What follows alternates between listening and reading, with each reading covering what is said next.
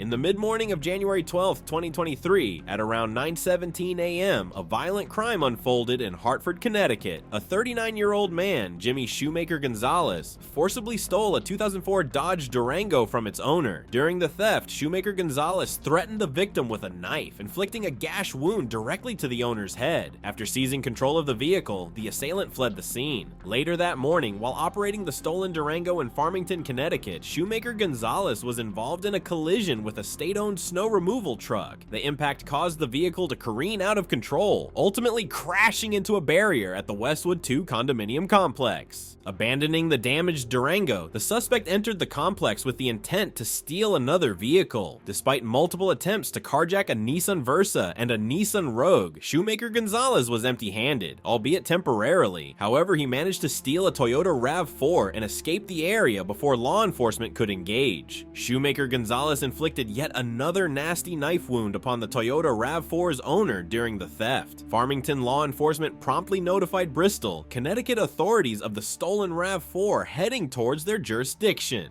Bristol Dispatch relayed information about the stolen vehicle and the potential involvement of a knife in an assault. The responding officers took the extra precautions, armed at the ready. The Bristol Police Department swiftly located the stolen RAV4 at the Mountain Laurel apartment complex on Davis Drive. At approximately 12:30 p.m., Sergeant Joshua Pratt observed the vehicle entering Davis Drive. An attempt to conduct a high-risk traffic stop was made, but Shoemaker-Gonzalez disregarded the officer's commands and fled. The suspect recklessly maneuvered the stolen vehicle onto the snow-covered grounds of the complex, ultimately becoming immobilized against a protective barrier. Abandoning the RAV4, Shoemaker-Gonzalez fled on foot through the apartment complex. Sergeant Pratt quickly relocated his patrol vehicle to Quaker Lane and pursued the suspect on foot. Officers Scott McIntyre, Zachary Levine, and Seth Petzing joined Sergeant Pratt in the pursuit of Shoemaker-Gonzalez. As the suspect evaded capture, he managed to circle a building and gain access to Sergeant Pratt's unoccupied police cruiser parked on Quaker Lane. Oh, shit! Bristol, he's got a cop car. Go through it. I'm gonna... Get out of the park! Get out of the park! Go to the cop car! Go to the cop car! Freeze! Freeze, stop!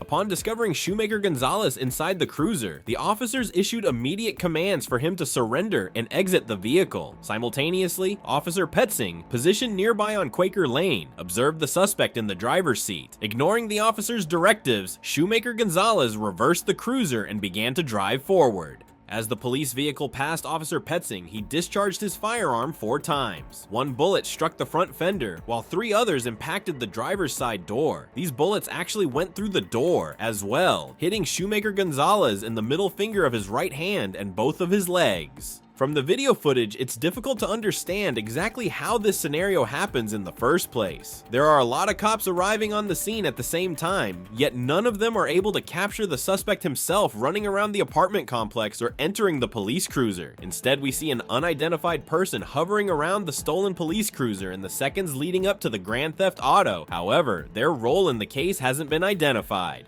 While mistakes do happen, and it's common practice for police officers to leave their cruisers on and running during an active pursuit, how a drunk, cocaine-fueled thief remains elusive enough to steal not 1, not 2, but 3 vehicles, the last one while absorbing multiple bullet wounds, all in a span of a couple of hours, is borderline ridiculous. The knife possibly in his hand.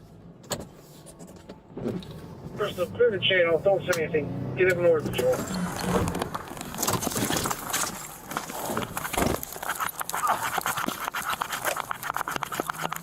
I got lethal. Yeah.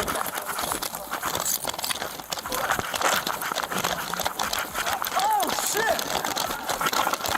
Bristol, he's got a cop car. Go through it. Oh! I'm gonna...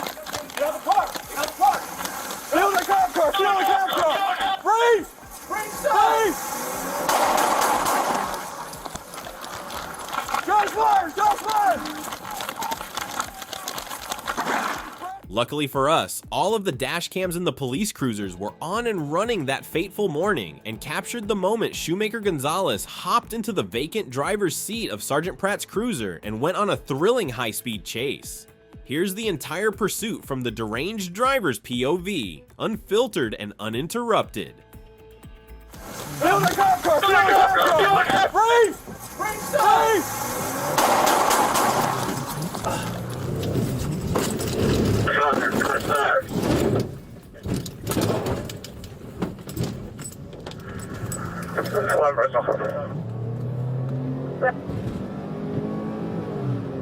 Red slow car 257, headed northbound on Jerome, high speed.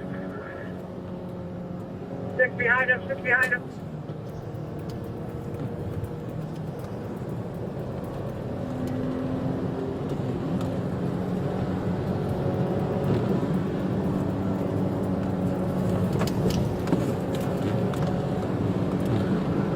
Jerome with me.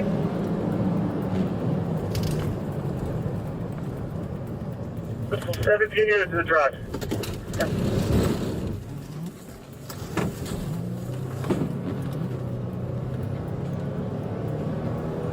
Down there.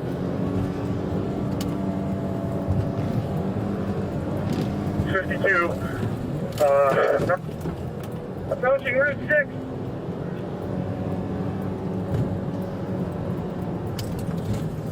He did have his life out of him.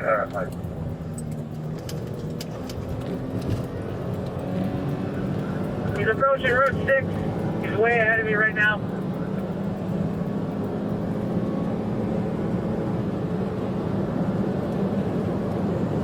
Firstly, does not have any lights on.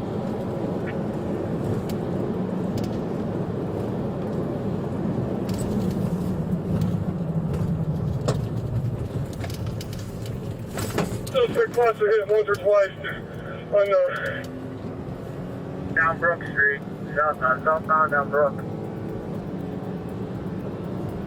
needs to the garage for crimes.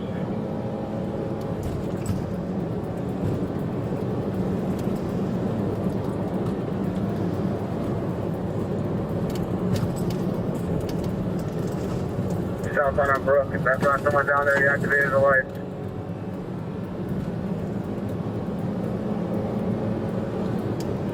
Don't you guys go to an event one or something like that? You can hear the radio.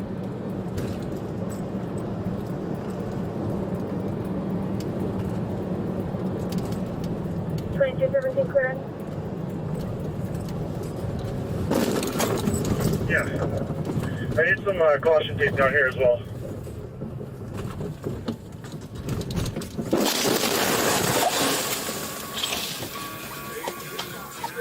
From the get-go, Shoemaker-Gonzalez puts countless civilians in harm's way. He nearly collides with a school bus, almost crashes into the corner of an apartment building, and spends the next 2.5-mile joyride dodging civilians, speeding through busy intersections, and forcing other cars to veer to the side. You can just tell without seeing the odometer just how fast the man is barreling northbound along Jerome Avenue before making a couple of reckless turns. After Shoemaker-Gonzalez crashed directly into the entrance of Palma's Diner, located on the corner of Stafford Street, he along with the cruiser were out of commission. Combine the collision with the blood loss from his bullet wounds, and it was quick work for the cops to arrest him while simultaneously calling for medical attention. Medical evaluations conducted at the hospital revealed that Shoemaker-Gonzalez had a blood alcohol level of 102, far exceeding the legal limit. The toxicology report also signaled he had consumed cocaine, oxycodone, and PCP. Released from hospital care a few days later on January 15th, he was immediately taken into police custody. Having been recently discharged from jail, Shoemaker-Gonzalez admitted to investigators a relapse into drug use. He expressed significant memory lapses regarding the events of that chaotic day, claiming no recollection of his presence in Bristol. Most strange of all, though, was when Shoemaker-Gonzalez questioned the justification for the officer's use of force and indicated his intention to pursue legal action against the police department. He wouldn't learn of this result for over a year and a half. A comprehensive report issued on Wednesday, August 14, 2024, by the Connecticut Office of the Inspector General scrutinized the circumstances surrounding Officer Petzing's decision to use lethal force against the suspect in January 2023. The report concluded that determining the justification of Officer Seth Petzing's actions was a complex matter. The investigation acknowledged the contentious nature of discharging a firearm at a moving vehicle. However, due to the rapidly unfolding and unpredictable situation, the report found insufficient evidence to definitively conclude that the officer's actions were unjustified. Consequently, no disciplinary action will be taken against Officer Petzing. The Connecticut Office of the Attorney General presented a nuanced analysis of the case, outlining both supporting and opposing arguments for the justification of the shooting, while conceding that Petzing faced no immediate life-threatening danger and that Shoemaker-Gonzalez was unarmed at the time. The report also highlighted the potential for increased risk to the public, including nearby school children, if the suspect hadn't maintained control of the stolen vehicle. Nevertheless, considering the mounting pressure and rapidly evolving nature of the encounter, the report deemed the officer's decision to use deadly force potentially reasonable under the circumstances. In response to the report's findings, the Bristol Police Department issued the following statement. The Bristol Police Department would like to thank the Office of Inspector General for their efforts in conducting a thorough and objective investigation into the January 12, 2023 officer-involved shooting and agree with their assessment that Officer Petzing was justified when he discharged his firearm to protect himself from the imminent threat of serious physical injury and/or death posed by a violent fleeing felon in a stolen police car that day. Here's to hoping Jimmie Shoemaker-Gonzalez gets the help he needs, and this type of grand theft auto never happens again.